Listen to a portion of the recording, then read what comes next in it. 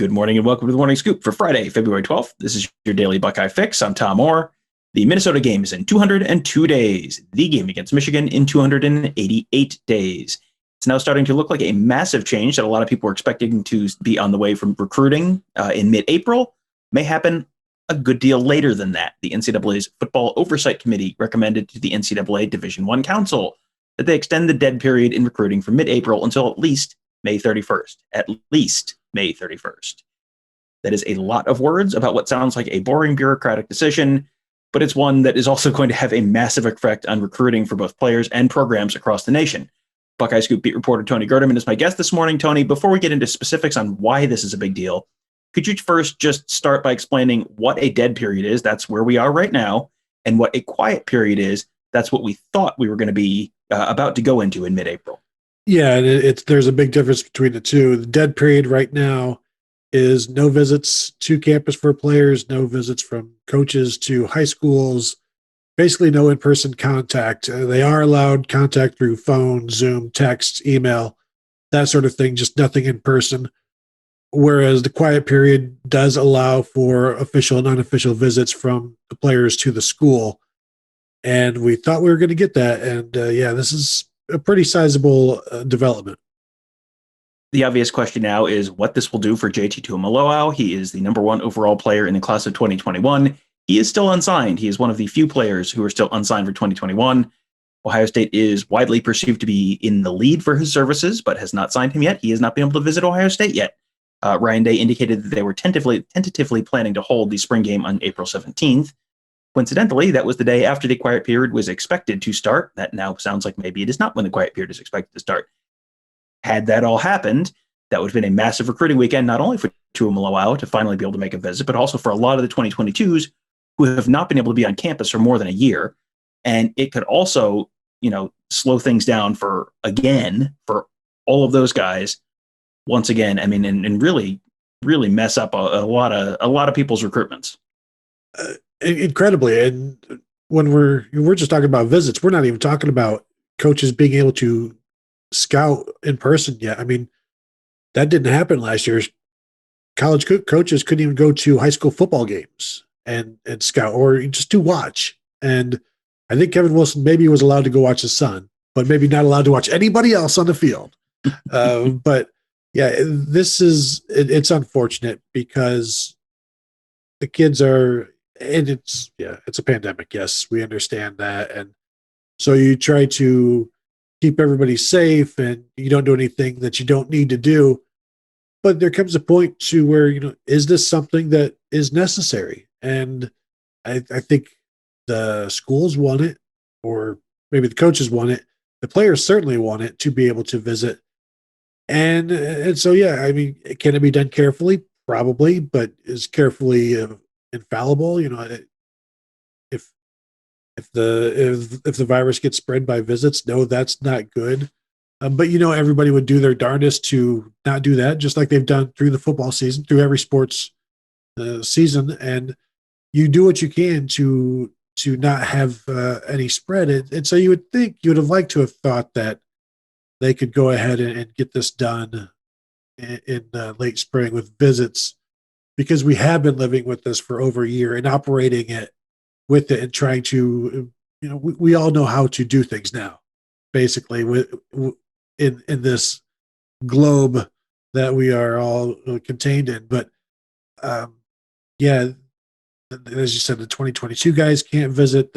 I don't know what JT Tuimoloau is going to do now, because if I was him, like, you were already gearing up for April visits because you thought, hey, this is the way things are leaning. And now when they say, well, maybe June 1st, and it's like, well, fool me once, shame on me, shame on you, fool me twice, shame on me. Does he get to that point? Because I don't think, Tom, once you get into June, you need to be on campus. Right. And that's kind of one of the tricky things here is this is at least May 31st. And again, this has not been approved. This is just the recommendation for the people that would have to approve it. But my assumption is that they're going to follow through on the recommendation. So, if it happens, it's at least May 31st. Well, here's a short list of things that have happened in recent years, the first 8 days or so of June. Ohio State football players returned to campus last year to start doing their workouts. We all stood outside the Woody Hayes Athletic Center and watched a bunch of Ohio State football players walk into the Woody Hayes Athletic Center on June 8th last year. Previous years, June 2019, June 6th, June 8th, that's when Ohio State's holding all these football camps. And those are a big deal. And those are not necessarily, yes, you have the Darren Lee stories where there's a kid who earns an offer to Ohio State at the Ohio State football camp. It's also a chance for other schools, lower tier schools in the state, to potentially, find kids who maybe don't know about or have not, yet shown themselves to be D1 prospects. You can earn an offer at Bowling Green, Akron, Miami, Ohio, whatever. Pick a school in the state. This is, if this gets extended to May 31st, all those camps are suddenly in serious jeopardy. And with some guys not having the opportunity to play last fall, there are plenty of states where they didn't play football last fall. Other guys who would normally have a chance to earn a life-changing offer at those camps. I mean, this is really potentially a very big deal for a lot of people who may not be Ohio State level players, but could have, that one day at a football camp can be a life-changing thing for a lot of these kids. And as you said, guys did not get to get scouted in person last year. That one day could be a life-changing thing. And now that's maybe starting to get into a little bit of a question as well. It makes you wonder if you can have a football season as they did in Ohio. You can play football. Why can't you have football camps? And so I think, the state of Virginia is getting ready to start their spring football season this coming weekend or next weekend. Other states are as well. I think North Carolina is getting ready to start up. So football is even where it wasn't played last year, it is starting back up again. So it would make you wonder, why can't you have camps? Maybe you have more camps so that you don't have 1,000 kids. Maybe you have more camps so you just have 300 at this one, and you space. Ohio State, as we know, has 6 practice fields at the WAC. Top of my head, 5, 6, 7, where they can spread guys out if they want to, and get a look at everybody. And coaches from other schools can get looks. I just think at some point it feels like the easy answer is no, let's not do anything. Let's just continue to do nothing. And I don't know that you're doing a service to the kids or, the coaches of the schools. Got to serve the schools, got to serve the coaches, but you're not doing a service to the kids necessarily by just taking the easy answer and saying, no, let's not do anything. We'll check back. And so when do they check back? If they cancel to June 1st, and now when it gets to be like 2 weeks before June 1st, and they say, well, no, let's just revisit this on July 31st. At this point, you don't even want to try to make this work. And I think we've reached the point where you need to try to make something work. And because it's not it's not an important piece of the sport, or it's not an important piece of the student athletes' lives, or because it is all of those things. It is important for the sport. And clearly the sport is important because we continue to play it. So let's not act like it's not important. It's important enough to play. So what other aspects are important enough of that sphere to continue? And at some point, you got to open up the visits before all of the vaccinations are here, or maybe you don't. And that's just how, now you've got 2 entire classes basically, which would be a lot of guesswork by coaches, by scouts, and then players end up places where, I thought I wanted to go here, but once I got here, I saw I don't really like it. It's a lot of square pegs and round holes, and maybe I think we need to see if we can't make some better fits and maybe make the difficult decision. Yeah, I mean, you're to the point where the 2021 class didn't have any visits for the last about 10 months of their recruiting cycle. Now the 2022 class has not. From basically the midpoint of their sophomore years, you're now going into the summer before your senior season. They haven't been able to make any visits at all. They've missed a camp cycle. If they can't get a camp cycle this year, then you're really got, that's another class where they're basically flying blind, and you're already getting into the 2023s. This is a year when the 2023s would be starting to make a name for themselves. And you even have a few top 2024 guys who are like the early guys who show up. Like this is, it's very easy to go, well, if they can just get the 2022s on campus by this fall, like that'll be fine. It's like, well, I mean, sort of, but also kind of not. Like there is going to have to be a tough decision made at some point to do some things that might not be televised under your TV contract. Maybe do some things that aren't just the stuff you directly profit from. That might be a difficult decision someone has to make at some point. Are you suggesting upping the camp prices? Is that what you're saying? Maybe ESPN needs to televise, Big Ten Network, you're looking for summer programming. I'm just saying, think about it. This is in addition to all the exciting and fascinating and not totally infuriating news about the camps and visits and all that stuff. This is also a big weekend for the Ohio State men's basketball team. Buckeyes host Indiana Saturday at the Shot, sporting event happening on campus. It'll be televised. Indiana's Trace Jackson Davis, a 6'9" forward, averaging more than 19 points a game, was just named a Naismith Award midseason watch list member. So was Ohio State's E.J. Liddell. Tony, one thing that's interesting to me for this game this weekend is, as we saw in the Maryland game earlier this week, the Buckeyes may be much less reliant on their star player like Liddell than a lot of other teams are on their star players. Yeah, and that's one of the things that makes them very good. We saw E.J. Liddell with no field goals for maybe the first 25, 30 minutes of that game against Maryland, and yet they were just fine. They were able to come back and overtake Maryland in that one without getting much from EJ. I think that he finally had. I think he finished with 2 field goals in that game. And good luck to the other teams trying to do that with their best player only giving them 2 field goals, and that's something that Ohio State can handle because they have so many different guys. I think I've said before, 7 or 8 guys that can give you 15 points on any given night. They're not going to do it every night. You might, like Dwayne Washington and EJ will generally give you about somewhere in the 15-point range almost any given, every night. But Kyle Young is averaging 17 points the last 2 nights, the last 2 games. You never know what Justice Suing had a 0-point game against Maryland, but he's been playing really well.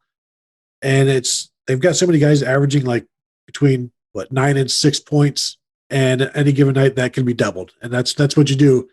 And they've got so many different options in the paint. The mid-range game, I still think is key with EJ and Justice Suing and Seth Towns. That they can shoot 17-footers as well as anybody, and it's kind of a lost art in the game where it's either a 3 because of the analytics and the value of that, and it's a wasted shot to shoot from 19. It's not wasted if it goes in, because if you step back and you're a little bit beyond your range, or you're so conscious of where you're shooting from, that takes away from just the natural shooting eye and the natural shooting stroke, and maybe that decreases your percentage. But Tom, if you shoot 33% from 3, that's the same as 50% from 2. But also in the course of the game, a made shot is better than a missed shot wherever it's coming from, and they do that very well in the paint, and just outside of the paint. And I think you have to guard them everywhere. And one of the things I love about EJ Liddell, and I said it, I think the first time I saw him as a freshman, he's an alpha guy. Even as a freshman, he doesn't back down from anybody. And he's 6'6", maybe and a half, and he's playing against guys like Luka Garza and really big dudes, and he can take them out or he can score on them inside. He doesn't care, and sometimes he has a bad game, like against Maryland, but he's still contributing in other ways. I think he had 3 block shots in that game, and you still have to defend him, even if he's having an off night. You still have to deal with him, and he's just really good. And you wonder, as that shooting stroke continues, he's only going to get better. And one other interesting note from this weekend is that Michigan is apparently finally going to be able to return to the court this weekend. They are visiting Wisconsin on Sunday. It would be their first game since January 22nd, which, seems like it's been a minute. That has been a while. They've had 5 games postponed in the interim. They're actually set to visit Ohio State a week from Sunday. The makeup games for dates for all those games they missed are still up in the air. Right now, Wolverines 8-1 atop the conference standings. Illinois second at 9-3. Buckeyes third at 10-4. Totally different numbers there. If the Buckeyes keep winning, beat the Wolverines when they come to Columbus, that is going to turn into a really interesting conversation on, so, who's the conference champion? It is. And Chris Holtmann said a week or two ago that once the season gets more towards the end of the year, the coaches are going to have to sit down and figure out who is the winner of the regular season and what are the margins, what are the minimums that need to take place. Because I think at this point, if you've missed so many, I mean, at this point, playing 5 fewer games or than Ohio State, can you do it by percentage at that point? And what is the threshold where it is going to go by percentage? So there's going to be I don't know if it'll be heated, but I do know, as Holtmann said, winning the Big Ten regular season is a very big deal. And especially this year, which Holtmann has said is probably the best Big Ten it has ever been. I would think that some of these coaches would, I don't want to say kill, but physically harm to win this Big Ten regular season. And fortunately, they're only going to be meeting by Zoom. Yeah, this is going to be a real interesting next couple weeks to, see who wins, see how they end up deciding all this. The Big Ten did seem to learn its lesson from football season, did not lock itself into a solution before the season, thinking, oh, this will solve the problem, and go, oh no, this has actually created a major problem. Turns out we did some stuff wrong this summer. Oh well, these things happen. So they did not lock themselves into a solution there for basketball, but it depending on how things shake out, it could turn into a very interesting conversation in the next couple weeks. But boy, it is what a fascinating time in college sports all around. Just this week, I feel like we've talked about name, image, and likeness stuff in the last week. All the visit stuff going on. Basketball season, Buckeyes top 5 in the nation. Michigan top 5 in the nation. I think 4 Big Ten teams in the top 7 in the national polls right now. I mean, at least in the Ken Palm rankings. It is quite a fascinating time around the Midwest, around Ohio, and around Ohio State athletics, which means, hey, I bet it's a good time to be a member of BuckeyeScoop.com. And guess what? As someone who is on that Ask the Insiders board all the time, I can tell you it is. Lots of fascinating stuff to conversate about. Lots of great chats with our team of insiders. Lots of really interesting nuggets coming out from Nevada Buck this week about the whole Al Washington, will he or won't he situation.